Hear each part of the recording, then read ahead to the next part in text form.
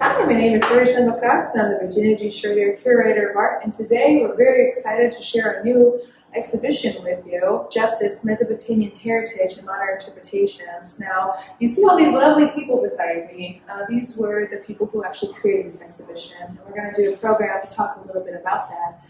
And before I start to do too much of the introduction of the exhibition, can you guys share who you are? Absolutely. Hi, I'm Joanne Zablowski Grant. I'm originally from Connecticut, but I've been out in San Francisco and Oakland, California for about 20 years. And I am focusing on collections and exhibitions as a graduate student at Johns Hopkins University. And I am honored to be part of this. My name is Melinda Skinner. I am a recent graduate of Johns Hopkins University's Museum Studies program. I focused all of my classes primarily on collections management and care. I'm currently doing a different internship up in Annapolis because I'm originally from Maryland, and it will be about the women who worked down on the Hopkins docks. I am also a recent graduate of the Museum Studies program at Johns Hopkins. I am currently looking for a position in a museum, but I did just join the publications committee for the National Network for Emerging Museum Professionals. But I'm also very excited to be a part of this exhibition. It's been such a great project from start to finish. And so if you haven't caught that, what joins us all together is being students from the University of Johns Hopkins in various stages of our program. And in fact, that interesting caveat is what brought this exhibition to light today. And so can one of you tell us a little bit about how this exhibition came to be? Sure, I can start. And basically, we were assigned the theme of justice for the Penn Museum, and that was all we were given. So what we had to do was come up with some objects that were in that collection that we could work around the theme of justice, and so that's how it developed. Tori suggested Mesopotamian cylinder seals because there's kind of a twofold thing with them. The first is that for those individuals who worked in the courts and were affiliated with law in ancient Mesopotamia, they would have a cylinder seal that would indicate that. The other reason is that during the early days of the Iraq War, there was a lot of looting, unfortunately, at the Baghdad Museum, the Iraqi Museum, excuse me, and a lot of what was stolen were these precious and small cylinder seals, which is an injustice in and of itself. So that's the idea that we had that brought these objects together. So it started from just a school project of creating a mock exhibition, and Tori brought in her expertise as a curator, and then when it was presented and we got the go-ahead from the Evansville Museum, we decided to go ahead and make it a real thing.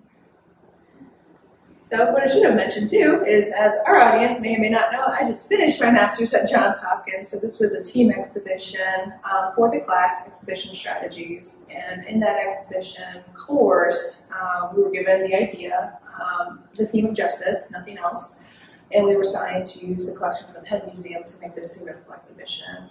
And once we started to dive into the minutiae of this exhibition, and we finally got it finished for class in a theoretical sense, it was too brilliant of an idea to not put it into tangible form here at Evansville. And what we're grateful for is the University of Southern Indiana and private lenders had cylinder seals that we could borrow to make this exhibition come to life. And we also had a cuneiform tablet in the Evansville Museum collection. And so those are some of the tangible objects we were able to bring with this idea. And so with that in mind, well, one of you like to talk about the theoretical aspect of going from a class project to a physical museum? It was definitely interesting. Everything personally I read in the books, it talked about the different ways and the different time spent on different aspects of everything. But when you're only given a 16-week time period, and you also have other classes to do, or you got to go to work, as I'm sure most of us do, you have to really cut back on the time that you spent or will spend on certain aspects, including even writing exhibits and hammering out the details, which means they might either get skipped over or we address them as best we can. I think we started a lot because we were looking at justice and the objects that we had from the Penn Museum. We did focus a lot on mythology, which Melinda did a lot of. But once we finally came to the objects that we actually have here in Evansville, we had to cut down on that, unfortunately. But we were able to gather some really great cylinder seals and feature a cuneiform tablet that is really special and really a big part of our exhibition. So one of the things that was interesting about bringing Pinocchio to life is that, again, we were working with a different set of objects when we were assigned to work with the Penn Museum. So there was definitely that adjustment in bringing this, here to fruition, but there was still the opportunity to do so. And also, one of the things about creating a virtual or like an exhibit as a class presentation versus doing it as real, that it's different when you're in the physical space and you see what you have to work with. And so that's been a great learning experience as well. Like, how do you make that transition from paper to an actual exhibit? And it's important because tangible objects are part of what we do in exhibitions, and it's extremely important too, going from a physical space to a theoretical space or vice versa, is just because it's a good paper doesn't mean it's a good exhibition. Because if you just have a good paper, then you publish it, you do your conferences, and that's where that lives. But when it comes to physical exhibitions, you have to have the artifacts to support the main ideas, or it's just, again, printing the paper and putting it on the wall. And so that was really fun because getting to go through the Penn Museum's collection and see the plethora of objects they had. And then we are very blessed to have these pieces here. These are over 5,000 years old, but it was definitely a learning curve to change, like, how do we pick what pieces from that theoretical exhibition we put in here. And so originally we focused on justice and talked about how that looks not only comparatively to American documents, but looking at the mythology aspect too, how mythology and legal code and Mesopotamian culture had impacted their governance and how some of that got reflected in American. But we had to take that mythology aspect out, as you noted, because unfortunately I don't have anything here to really support the mythology aspect. I think it was great when we were trying to find objects for our original class project, and you brought up the cylinder seals and the cuneiform tablets, and we were able to think about that, and it just kind of popped into our heads that there is a lot of similarities between the way the Mesopotamians ruled and the way our government works in the United States today. And so that was one of the things that we also decided to focus on. Because we couldn't have this grand amount of objects, we needed to make thematic connections.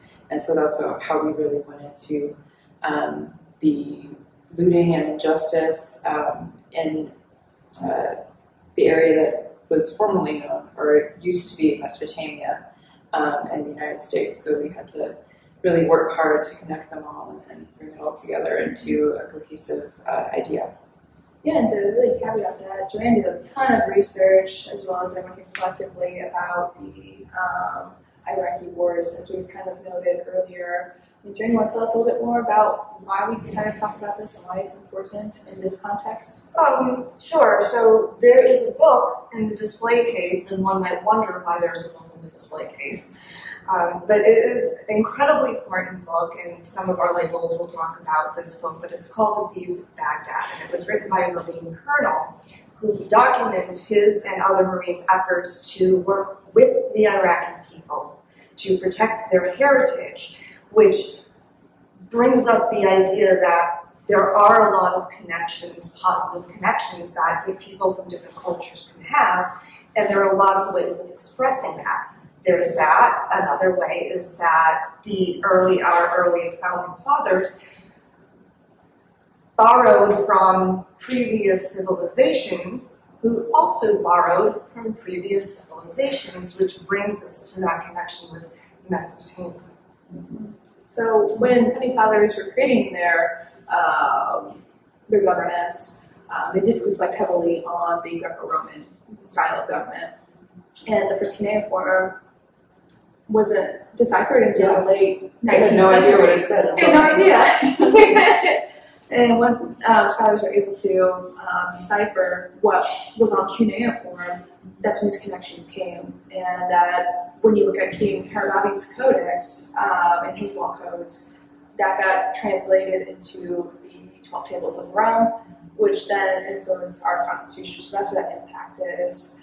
And when we celebrate the collaborative culture that shaped who we are today, you can find more similarities on that. And it's interesting to reflect the contemporary culture, especially with the looting of the Iraq Museum, and that this Marine was inspired to send his men to Baghdad to protect this museum. I mean, that's just wow, the fact that he did that. He put his men in danger to protect these pieces of cultural heritage. That's his bravery and his strict bravery. But it was important, and those same tangible artifacts that you see on display here are some of the examples that Colonel Bogdalos put himself in danger to protect because it's that important. It not only reflects who we are today as Americans with our unique style of government, but it also brought two opposing forces in a time period of extreme conflict together, and they work side by side to protect these tangible objects. And I think that's one of the most beautiful things that we can reflect on. They could set aside their differences and do this, and that one Marine really did spearhead that movement. Absolutely, due to his efforts. Not his alone, but because of his contributions to the efforts, thousands of artifacts were repatriated to the museum. And so is there anything else you want to share with us when it comes to this exhibition? One thing I would say is that we were able to do all of this from across the country. And so I really like to thank my fellow group members, including one who couldn't be here today. That is Lindsay Nathanson, who is also a graduate of Johns Hopkins for the Museum Studies program. And we were able to all work together over Zoom, over Google Documents, and be able to bring this all together and then put it together when we finally met in person. So I think it was a great thing that we were able to do all of that. It's one of the many struggles of doing it over across country and getting it over Zoom is the different time zones we were all in as well. Oh goodness. I'm making that work. Joanne's 3 hours behind me.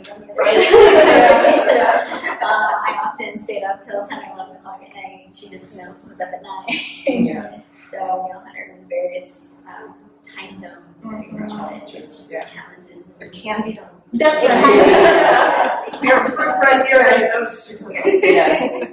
I think that's important to know more explicitly. We met every Monday at all the various time zones in the evening to really work on this exhibition. So we had the cross-country aspect. This is the first time we all met in person. And we just worked on a Google Doc, and until we got to this space, we decided how to bring this together. But yeah, that was, it could be done. It's very stressful, but I definitely encourage it because there's no way we could have had this many voices into this exhibition if we didn't use technology. Or the multi-axis approach. Yes. Absolutely. Well, thank you so much for coming today. Thank you so much for making this exhibition for our public.